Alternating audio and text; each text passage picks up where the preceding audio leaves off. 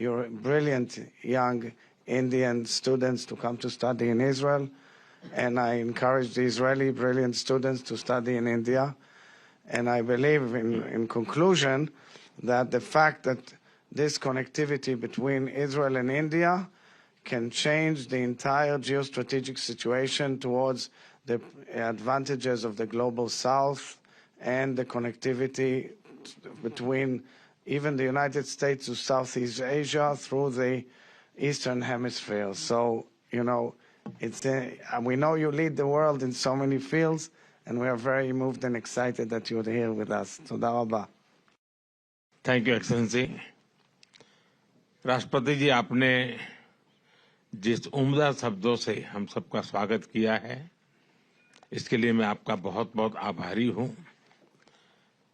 और मैं देख रहा हूं कि कल से जिस प्रकार से मेरा और मेरे डेलीगेशन का इजराइल में स्वागत सम्मान हुआ है, वो भारत के प्रति, भारतीयों के प्रति इजराइल के दिलों में जो गहरा लगाव है उसका प्रतिबिंब है, और इसके लिए मैं बहुत बहुत आभार व्यक्त करता हूं। एक्सेलेंसी, आपने सही कहा कि भारत और इजराइल का संबंध अनेक क्षेत्रों में बड़ी मजबूती के साथ ग्लोबल गुड के लिए काम आ सकता है।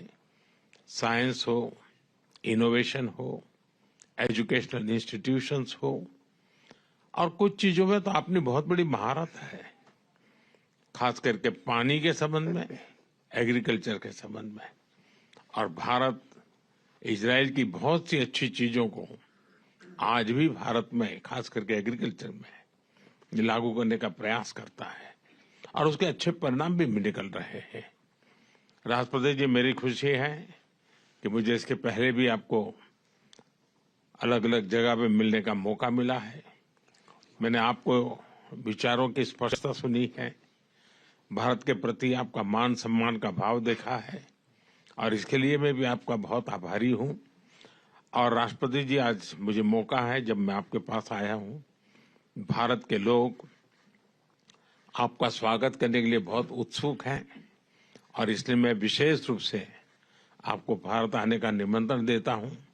और मैं आपसे आग्रह करूंगा कि सिर्फ दिल्ली आकर के मत जाना, कुछ समय ज्यादा निकालना, ताकि भारत के अन्य कुछ स्थानों को भी, वहां के लोगों को भी आपका स्वागत करने का अवसर मिले। Mr. Modi, your visit to Israel is exciting the Israeli people with your friendship, with your honesty and frankness, and with the expression of compassion and alliance with Israel and its story. I believe that India is an essential part of the great future of the Middle East. And the Middle East is an essential part of the great future of India. I saw your record number of growth. Your economic growth is something that is attracting the whole world. It's fantastic.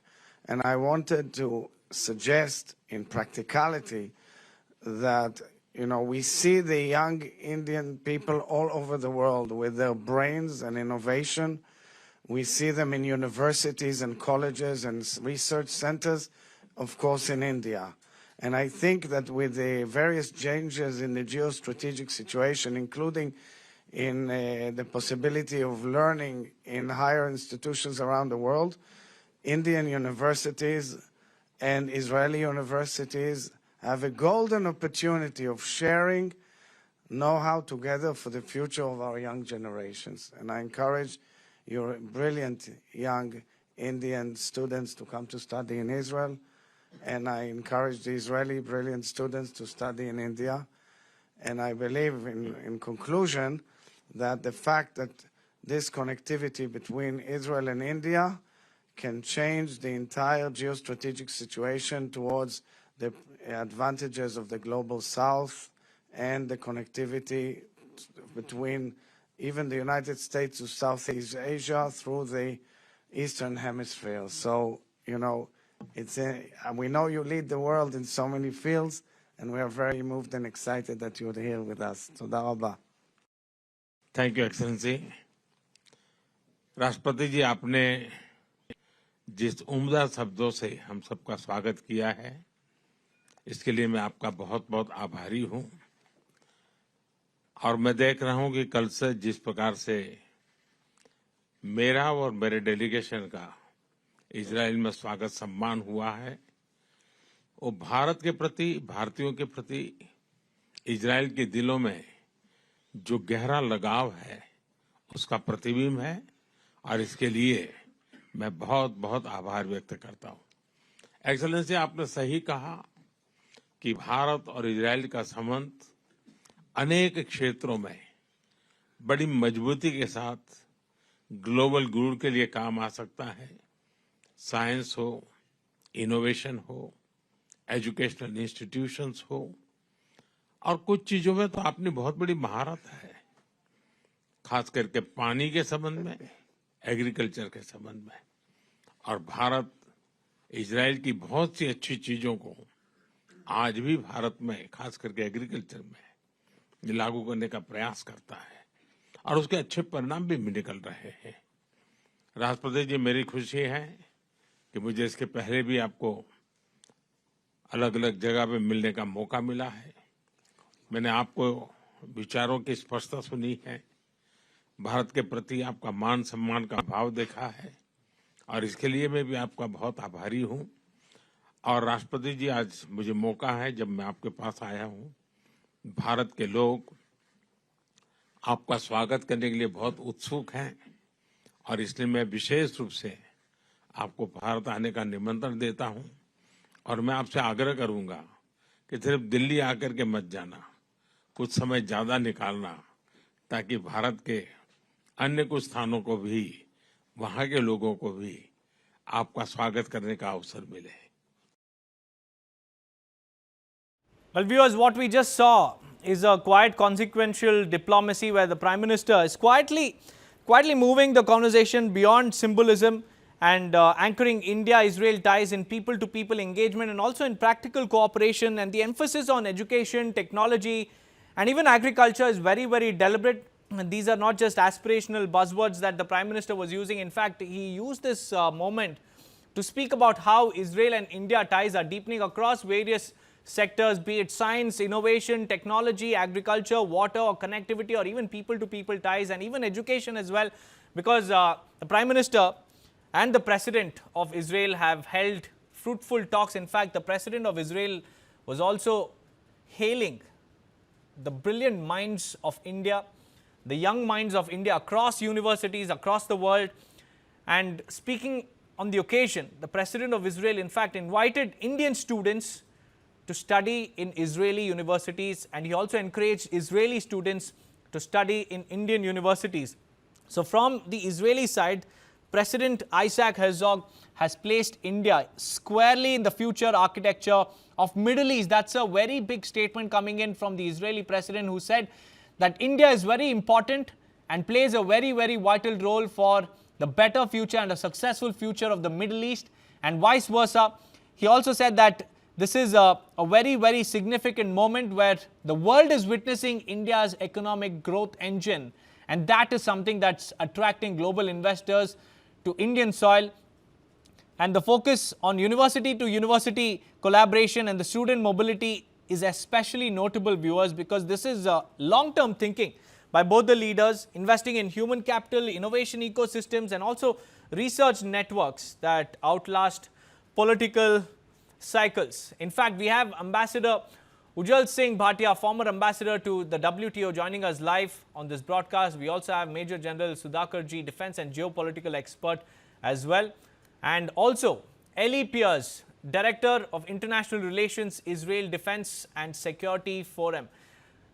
Now, Piers, let me come to you first. How do you look at this conversation between the Israeli president as well as PM Modi? Because it clearly highlights the deepening ties across various sectors. So how do you look at this outreach? Oh, well, I mean, the entire visit is one of showing not just it's between two political leaders, but it's between two people looking to advance what are relations, very friendly, into a much more strategic alliance. Everything from all of the investments that are being spoken about, it's not about an individual deal. It's about building something that is sustainable, that is durable, that is going to last as both of our countries face significant threats. Israel obviously has been at war for the last few years. India had a taste of that. And we're trying to make sure that as this alliance gets stronger, it is something that is so strong that it really can deter many of our adversaries who wish us ill. That's right. And Ambassador Bhatia, this is not just about announcements. This is clearly about alignment, aligning India-Israel ties with the greater good, the global good, and also, the future of Middle East. How do you look at this particular engagement between PM Modi and Isaac? I think the phrase strategic alliance summarizes this growing cooperation between the two countries. And I see this strategic alliance deepening and widening in at least three technology areas. The first, of course, is defense cooperation. And we see increasing synchronization of defense systems in India, like the Sudarshan Chakra, with Israeli defense systems, including air defense systems. And the second aspect of this defense cooperation is the increasing co-production of various technological products in India under the Make in India banner. The second aspect, which I consider very important for India, is the cooperation in agricultural technologies. And here, of course, the reputation that Israel has acquired in terms of micro irrigation, precision irrigation, etc., this is something we have all benefited from. And a large number of Indian states are already using these systems. And I think Mr. Modi's visit will deepen this kind of cooperation for the larger benefit of the farmer community of India. And the third aspect of technological cooperation is the one in innovation, in IT, in artificial intelligence, and so on. Israel, for instance, is a world leader in cybersecurity, in quantum computing, and so on. So this deepening cooperation is something of great interest to India.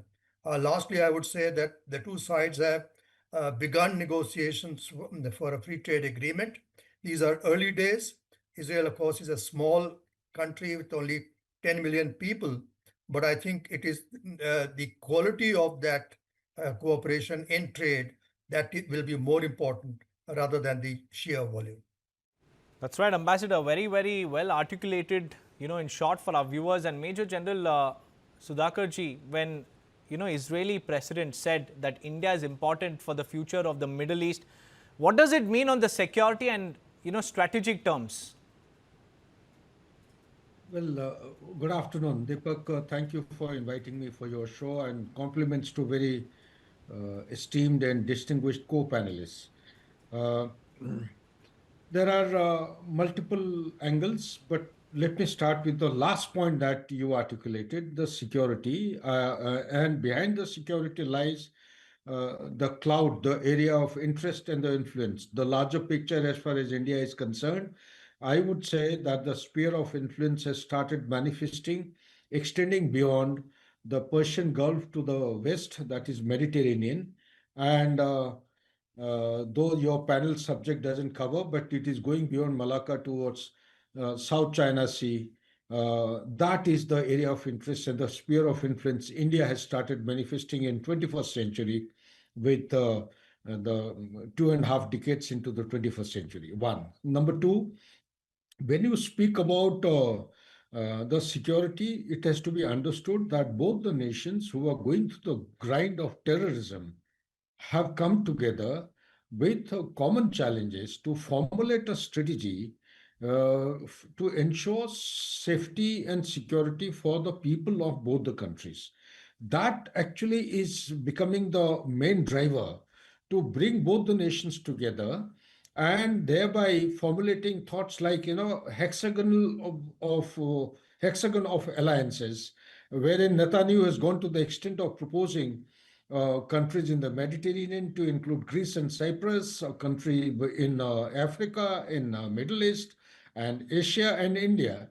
That would actually, if it comes through, to my reckoning and understanding, it has got very deep, formidable signatures of binding two nations together, formulating a counter strategy to contain, counter, and contest this menace, which is actually manifesting in a very ugly form.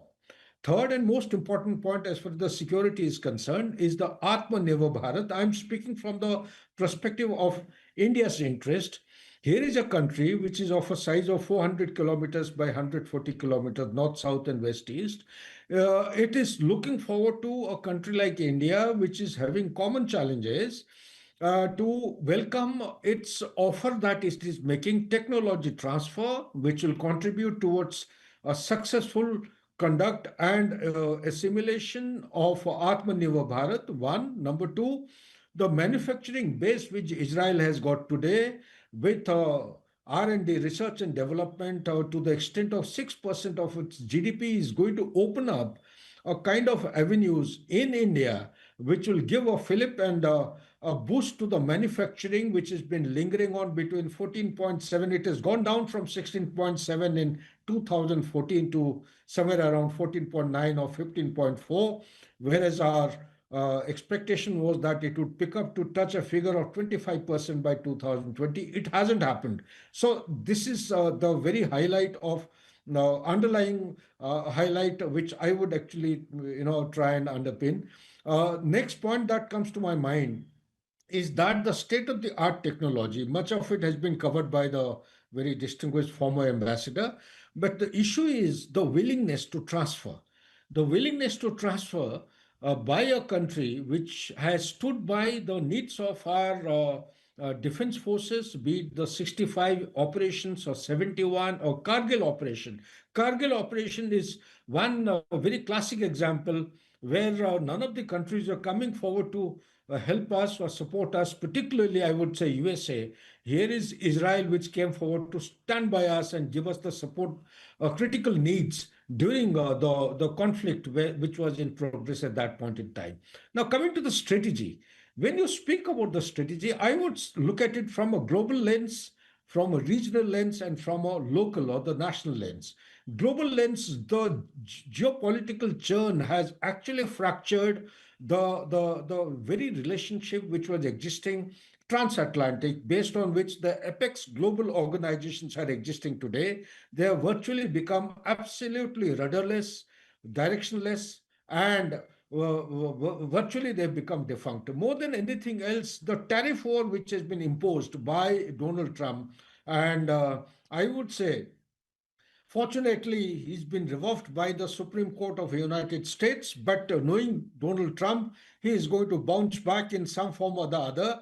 Here is an opening before us to actually look for like-minded countries and go in for something which is going to contribute to the stability. Stability cannot happen until unless there is security, which I have covered earlier.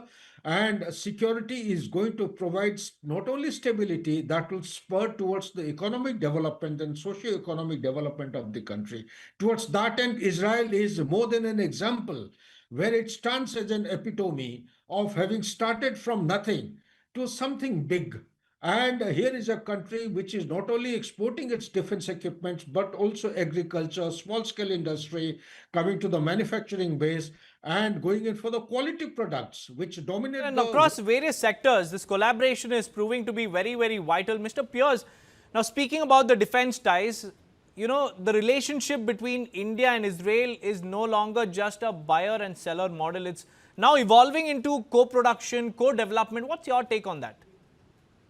This demonstrates how strategic Israel views its relation with India.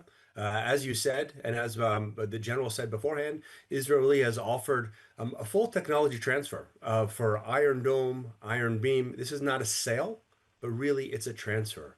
We're not merely talking about a sale of weapons, but really of joint production, domestic manufacturing, really integration into India's multi-layered air defense grid. We're talking about over $8 billion worth of defense agreements that may be formalized before the Prime Minister's plane leaves Israeli airspace in a few hours. And I think the one major thing that I really would, if I had to point to one thing, it's Iron Beam. Iron Beam is something that we just released in the last few months. If you're not familiar, it's a basically 100 kilowatt laser weapon that destroys incoming drones and rockets at essentially $2 per shot. Iron Dome, which we have been using for the last many years, each interceptor costs between $50,000 and $100,000. So really not economical. Iron Beam really makes the economics of attrition warfare almost completely irrelevant. The transfer of this technology demonstrates the level of trust, the level of alliance, and the strategic arrangement of what we're trying to create here. I think one of your other, the general also referred to the Hexagon alliance. That is something that Israel views very much as something that it sees is critical as it is emerging from the war that it's been fighting against Iranian proxies. It's looking to expand and create a sense of security for all nations that want to join. Ambassador, from India and Israel's perspective, how important are both these allies for each other compared to what they were a decade ago, and what has fundamentally changed between the two of them? I think the one significant change is the emerging view about India as a global player. And I think that provides a different status for India to interact with countries like Israel and to be effective in terms of the Middle East dynamics, which are always evolving. So I think that is a significant part. The second, of course, is the global reset, which is taking place, and the general referred to this in terms of the US withdrawal from global leadership. And all countries, including India as well as Israel, are trying to reconfigure themselves in terms of relationships with other countries to basically guard against greater risk to their positions. So I would say that these dynamics will continue to evolve, and Israel and India will find continuing common ground in meeting these new challenges, whether in the Middle East or outside.